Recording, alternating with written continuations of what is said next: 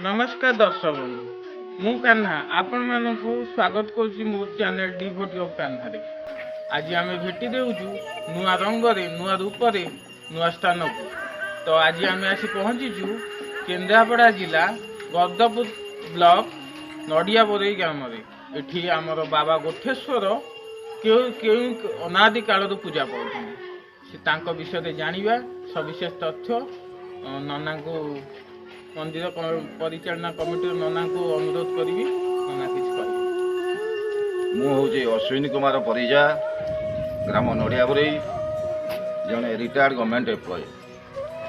ये गोठेश्वर पीठ बहु पुरातन जहाँकि आम बापा जहाँ कहते से निर्दिष्ट समय तार कही पारती ना।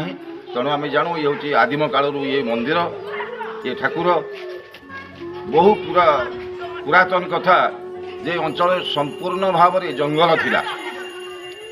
आमर ये आखपाख गाइयाल माने जेतबेले गोरु चरिया को आसती ये गोरु चराती ताधरू गोटे गाईर निर्दिष्ट भाव में क्षीर तार अनवरत से ही पर्टिकुलर जगह जो ठाकुर लिंग अच्छी से बोही चले। जितेबाला गाइयाल तार घरे नहीं गाई दुहे गोटे गाई तार क्षीर ना से बाछुरी हैरान हुए पीवा ये क्षीर कुआड़े जाऊँगी तार मन भितर सन्देह है। से दिने आसी जगिला जे कौन ये गाईर क्षीर किए अन्य बाछुरी पीऊँच कि कौन हो तार मन भितर जो शंका रही है से देखला से गाई निर्दिष्ट जगह जो लिंग अच्छे से छिड़ा हुए एवं अनवरत क्षीर बोही चले। तापर तार मन सन्देह गला से राजा राजुड़ा समय तापर यहाँ राजा कानू खबर गला से सब जो पंडित ताकि पचारे से कहले ना ना ये गोटे शिवलिंग निश्चित भाव में अच्छी तेणु ताकू तुम खोल जना पड़ो। से राजा किए थे राजा तो ना आम आईपारू से बहु पुरातन कथा। हाँ तेणु से जगह को जो ग्रामवासी समस्ते मिसिक खोलिले बर्तमान जो लिंग अच्छा से लिंग बाहर से बासुआ बलद बर्तमान सुधा रही मंदिर आम रखीचु से अपक्षय हो गला आ चिन्ह होनी बासुआ बलद बोली। तेणु से दिन से आबा मान कलु मंदिर सब ग्रामवासी समस्ते मिसी ठाकुर पूजा अर्चना न्यास कर्म सब कर पूजा अर्चना कर ये मंदिर गाँ लोकंर समस्त प्रचेषा ये मंदिर आमर ये तैयारी शिवलिंग प्रथम तापर ग्राम लोक उद्यम पार्वती मंदिर ये आम प्रतिष्ठा कलु तापर गणेश मंदिर ताकू प्रतिष्ठा करूँ। समस्त लोकाल बदान्य व्यक्ति सहयोग गाँ लोकंर महानता जो समस्ते एकजुट हो ठाकुर काम समस्त लगी आमर ये अंचल दीप्तिकांत परिजा सी मन भितर कौन जागृत है जहाँकि से हनुमान मूर्ति ये जगह स्थापन कर घर कर हनुमान पूजा पाँच त्रिनाथ देव ये अच्छा बर अचमल से रही मंदिर काम चली त्रिनाथ से प्रतिष्ठा पाइबे। आबा मान खरा खाई ठाकुराणी जो मंदिर साइड अच्छी से खरा खाई ठाकुर घर करागला से पूजा पाँच आमर वर्ष पुनई पर्व जहाँ तिथि ये समस्त तापर ग्रामवासी उद्यम आमर ये जागर मेला कराए ये यज्ञ घर स्थापन होज्ञ चली महान पर्व हूँ जागर मेला ना ना यज्ञ कौ मास यज्ञ जागर आम पूर्णाहुति हुए पूर्व 3 दिन आमर 108 कलश जा चित्रतला नदी आमर पानी आसे एवं समस्त महिला माने जाइए से कलश नहीं आसती बहुत उत्साह सहित आनंदर सहित यज्ञ मंडप पाखे पहुँचती 3 दिन यज्ञ चले जागर दिन ही महादीप उठिब तापर यज्ञर पूर्णाहुति कार्यक्रम हुए। हजार हजार भक्तों समागम ये हुए समस्ते आसती ठाकुर दर्शन करती यज्ञ विधि लक्ष्मीनारायण को दर्शन करती आनंद मजार व्यवस्था अच्छी बहु लोक समागम हुए एवं बदान्य व्यक्ति समस्ते अच्छा समस्ते अकुंठ चित्त से दान करती जो अर्थ कि ये संपूर्ण व्यवस्था बुझा जाए। बाबा महादेव बाबा गोठेश्वर प्रिय भोग कौन कौन बाबा खाइबा भल पाए बाबा प्रिय भोग खेचुड़ी भोग खेचुड़ी भोग हुए आमर यही गला एवं कार्तिक पूर्णिमा जो पंचुक पूर्णिमा दिन प्रातः काल ब्राह्म मुहूर्त महिला माने पुरुष माने समस्ते आसती ये डंगा भसाती जो पुष्करिणी अच्छी तापर ठाकुर दर्शन करती एवं खेचुड़ी भोग ये समस्त हाथ को दि जाए समस्ते खेचुड़ी भोग पाई आनंद जाती घर। ना आ गोटे प्रश्न पचारि ठाकुर विषय कहे ତ ଠାକୁରଙ୍କୁ ଆମେ ତ ଦୂରରେ ଥିବା ଭକ୍ତ ଆପଣ ତ ଏଠି ପାଖରେ ଅଛନ୍ତି ସବୁଦିନ ଦର୍ଶନ କରୁଛନ୍ତି ଯେଉଁମାନେ ବି ଦର୍ଶକମାନେ ଆମ ଚ୍ୟାନେଲକୁ ଦେଖୁଛନ୍ତି ସେ ପୀଠକୁ ଆସିବାକୁ ଚାହିଁବେ ତାଙ୍କ ପାଇଁ କ'ଣ କହିବେ ଆଉ ଦୂରରେ ଥିବା ଭକ୍ତମାନେ ମାନସିକ କରିପାରିବେ କି ନାହିଁ? ହଁ ହଁ ବର୍ତ୍ତମାନ ଠାକୁର ସମସ୍ତଙ୍କର ଯୋଉଠି ଯିଏ ଥାଇକି ସେଠୁ ଗୋଟେଶ୍ୱରଙ୍କୁ ଡାକିଲେ ସିଏ ସମସ୍ତଙ୍କର ଡାକ ଶୁଣନ୍ତି। କିନ୍ତୁ ଗୋଟିଏ କଥା ଏକ ମନ ଏକ ଚିତ୍ତ କରି କାୟ ମନ ବାକ୍ୟରେ ଯିଏ ଆତ୍ମନିବେଦନ କରିଦିଏ ତାଙ୍କ ପଦପଦ୍ମରେ ସେ ସମସ୍ତଙ୍କ କଥା ହିଁ ଶୁଣନ୍ତି। ଏବଂ ଆସିବା ପାଇଁ ଏଠୁ କଟକରୁ ବସ୍ ବି ଆସୁଛି, ଆମର କମ୍ୟୁନିକେସନ୍ ଡାଇରେକ୍ଟ ବସ୍ ଏଠିକି ଅଛି, ସକାଳୁ ଆସୁଛି, 11ଟା ବେଳେ ବସ୍ ଆସୁଛି, ପୁଣି ଗୋଟାଏ ବେଳେ ବସ୍ ଯାଉଛି। ଯେ ଚାହିଁବେ ସେ ବି ଆସିବେ, ରହିବାର ବ୍ୟବସ୍ଥା ମଧ୍ୟ ରହିଛି, ଠାକୁରଙ୍କର ଏଠି ଆଶ୍ରୟସ୍ଥଳ ରହିଛି। ଯେଉଁ ଭକ୍ତମାନେ ବାହାରୁ ଆସିବେ ଏଠି ରହିବାର କିଛି ଅସୁବିଧା ନାହିଁ, ସମସ୍ତେ ରହିପାରିବେ, ସବୁ ପ୍ରକାର ବ୍ୟବସ୍ଥା। ବାବା ଗୋଠେଶ୍ୱରଙ୍କ ମହିମା, ଶିବଙ୍କର ମହିମା ତ କହିଲେ ନ ସରେ, କିନ୍ତୁ ସେଇ ବର୍ଣ୍ଣନା ଟିକେ କରିବା ପାଇଁ ଆମେ ନନାଙ୍କୁ ଅନୁରୋଧ କରୁଛୁ। ନନା ନମସ୍କାର ଆମ ଚ୍ୟାନେଲକୁ। ତ ଗୋଠେଶ୍ୱର ବାବାଙ୍କ ବିଷୟରେ କିଛି କହିବେ? ମୁଁ ତ ଦେଖନ୍ତୁ ଏଠି ନୂଆ, କିନ୍ତୁ ଠାକୁରଙ୍କର ଅନେକ ମହିମା ରହିଛି। ପାତାଳ ଫୁଟା ମହାଦେବ ଅଟନ୍ତି ଗୋଠେଶ୍ୱର ମହାପ୍ରଭୁ। ଗୋଠେଶ୍ୱର ମହାଦେବ ସେ ନିଜେ ଉତ୍ପନ୍ନ ହୋଇଛି, ନିଜେ ନିଜେ ସୃଷ୍ଟି ହୋଇଛନ୍ତି। ତେଣୁ ଠାକୁରଙ୍କର ଅନେକ ମହିମା ରହିଛି। ଆପଣ ସାଙ୍ଗରେ ଅଛନ୍ତି ଭାଇମାନେ ଆମର, ତାଙ୍କଠାରୁ ପଚାରି ବୁଝିବେ। ଧନ୍ୟବାଦ ନନାଙ୍କୁ। ଭାଇ ଆପଣଙ୍କୁ ସ୍ୱାଗତ କରୁଛି ଡିଭୋଟି ଅଫ୍ କାହ୍ନା ଚ୍ୟାନେଲକୁ। ତ ଗୋଠେଶ୍ୱର ବିଷୟରେ କିଛି କହିବେ? ଏ ଯେଉଁ ଗୋଠେଶ୍ୱର ମହାଦେବ ନଡ଼ିଆବାରି ଗ୍ରାମରେ ଏଠି ଅଛନ୍ତି, ସେ କେଉଁ ଅନାଦି ଅନନ୍ତ କାଳରୁ ପୂର୍ବପୁରୁଷରୁ ଏଠି ପାତାଳ ଫୁଟା ମହାଦେବ ଭାବରେ ବିରାଜମାନ କରିଛନ୍ତି। ତେଣୁକରି ଏ ଏରିଆ ପୁରା ଜଙ୍ଗଲ ଥିଲା ଚାରିଆଡ଼େ, ଏଠି ଜନଶୂନ୍ୟ ଥିଲା।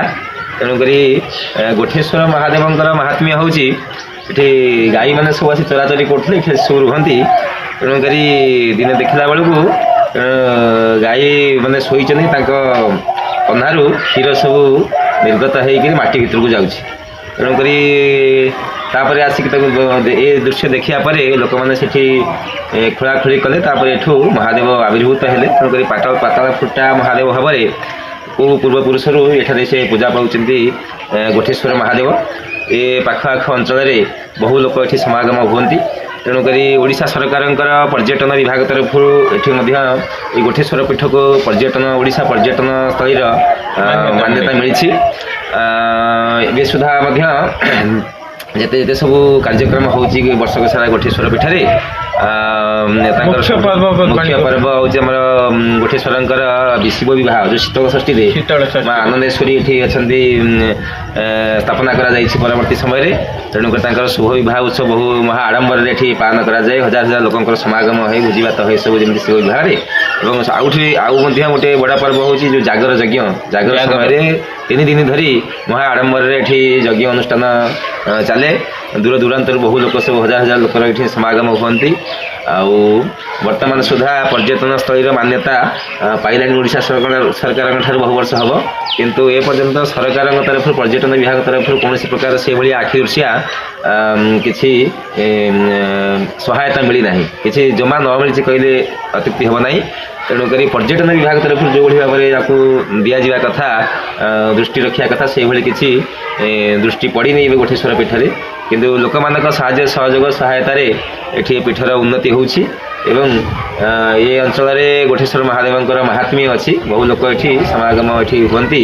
ବିଭିନ୍ନ ସମୟରେ ପୂଜାପୂଜି ଏବଂ ବିବାହ ବ୍ରତ ମଧ୍ୟ ଏଠି ପାଳନ କରାଯାଏ। ମନସ୍କାମନା ପୂର୍ଣ୍ଣ ପାଇଁ ବହୁ ଲୋକ ଏଠି ଆସି ଗୋଠେଶ୍ୱର ମହାଦେବଙ୍କର ଅଭିଷେକ ମଧ୍ୟ କରନ୍ତି, ତାଙ୍କର ମନବାଞ୍ଛା ପୂରଣ ହୁଏ।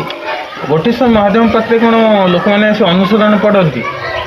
ଗୋଠେଶ୍ୱର ମହାଦେବଙ୍କ ପାଖରେ ଯେହେତୁ ବହୁଠି ଆମର ପାଖାପାଖି ଅଞ୍ଚଳରେ ଏଠି ବିବାହ ବିଶେଷ କରି ଯେଉଁ ବାହାଘର ସମସ୍ୟା ଆଜି ହେଇନପାରେ, ତେଣୁ ବହୁ ଲୋକ ଆସି ଏଠି ଅଭିଷେକ କରିକି ମଧ୍ୟ ତାଙ୍କ ମନବାଞ୍ଛା ପୂରଣ ହେଇଛି। ଏବଂ ଯାହା ଯାହା ସବୁ ଥାଏ ତାଙ୍କର ସବୁ ମନବାଞ୍ଛା ପୂରଣ ପାଇଁ ଏଠି ଅଭିଷେକ କରିକିରି ତାଙ୍କ ମନବାଞ୍ଛା ପୂରଣ। ବାବାଙ୍କର ପ୍ରିୟ ଭୋଗ ଏଇ ହେଉଛି ତାଙ୍କର ନିତ୍ୟଦିନିଆ ତାଙ୍କର ଯେଉଁ ଭୋଗ ତାଙ୍କର ଏହି ତାଙ୍କୁ ଲାଗୁ କରାଯାଏ। ଏବଂ ଅଭିଷେକ ଯେଉଁ ହିସାବରେ ଶିବଙ୍କର ଅଭିଷେକ ହୁଏ ସେହି ପ୍ରକ୍ରିୟାରେ ଅଭିଷେକ କାର୍ଯ୍ୟ ଚାଲି ରହେ। ଦର୍ଶକ ବନ୍ଧୁ, ଆମେ ଜାଣିଲେ ଗୋଠେଶ୍ୱର ପୀଠ ବିଷୟରେ ଅନେକ କଥା। ତ ଏବେ ଜାଣିବା ଆଉ ଜଣେ ଭାଇଙ୍କ ଠାରୁ ତାଙ୍କର କିଛି ଅନୁଭୂତି ଆଉ ଗୋଠେଶ୍ୱର ପୀଠର ମହିମା। ଭାଇ ଆପଣଙ୍କୁ ସ୍ୱାଗତ କରୁଛି। କୋଠେଶ୍ୱର ପୀଠର ମହାତ୍ମା ଆମେ କ'ଣ କହିବା ଆଦିମ ବହୁତ ଦିନ ହେଲାଣି ଆମେ ଶୁଣି ଆସୁଛୁ ପୂର୍ବ ଆମର ପିଢ଼ି ଠାରୁ ସେ ଇଏ ବହୁତ ଜଙ୍ଗଲ ଥିଲା ସେତିକିବେଳେ ଗୋରୁ ଗାଈ ଏଠି ମାନେ ଆସି ଚରାବୁଲା କରୁଥିଲେ ଯେଉଁମାନଙ୍କର ଗୋରୁ ସେମାନେ ଆସି ଦେଖାଉତେ ଗୋଟେ ଗାଈ କ'ଣ ସେ ଲିଙ୍ଗ ଉପରେ ସେ ଜାଗାରେ ଗୋଟେ ଦିନ ଗୋଟେ ଜାଗାରେ ସେ କ୍ଷୀର ପ୍ରଦାନ କରୁଛି ଏହାକୁ ଦେଖି ଲୋକ ବିଶ୍ୱାସ ହେଲା ଯେ ଏଠି ଗାଈ କ'ଣ ଆସିକି ଏଠି କ୍ଷୀର ଦେଉଛି ସେଇଥିପାଇଁ ସେମାନେ ଆସି ଖୋଳାଖୋଳି କରିବାରୁ ସେ ଲିଙ୍ଗଟି ତାକୁ ବାହାର କଲେ ଖୋଳାଖୋଳି ଭିତରେ ସେ ଲିଙ୍ଗର ଟିକେ କୋଦାଳ ବାଜି ଟିକେ ଖଣ୍ଡିଆ ହୋଇଯାଇଛି ସେଇଦିନ ଠାରୁ ଲୋକଙ୍କର ଜାଣିଲେ ଯେ ଏଠି ପାତାଳ ଫୁଟା ମହାଦେବ ବୋଲି ଭାବରେ ସମସ୍ତେ ଜାଣିଲେ ଆସିକି ସେମାନେ ସେଇଦିନ ଠାରୁ ଆମେ ସମସ୍ତେ ପୂଜାପୂଜି କରୁଛନ୍ତି ଆଉ ଆପଣଙ୍କୁ ବହୁତ ବହୁତ ଧନ୍ୟବାଦ ବହୁମୂଲ୍ୟ ସମୟ ଦେଇଥିବାରୁ। ବହୁ ପୁରାତନ କାଳରୁ ଏହି ମନ୍ଦିରଟି ଗଢ଼ି ଉଠିଛି ନଡ଼ିଆବଦେଇ ଗ୍ରାମରେ। ତ ଭିନ୍ନ ଭିନ୍ନ ଲୋକ କଥାକୁ ନେଇ ଆମର ପରମ୍ପରା ବିଶ୍ୱାସକୁ ନେଇ ପ୍ରଭୁ ଗୋଠେଶ୍ୱର। ତ ବାବା ନମସ୍କାର ଆମ ଚ୍ୟାନେଲକୁ।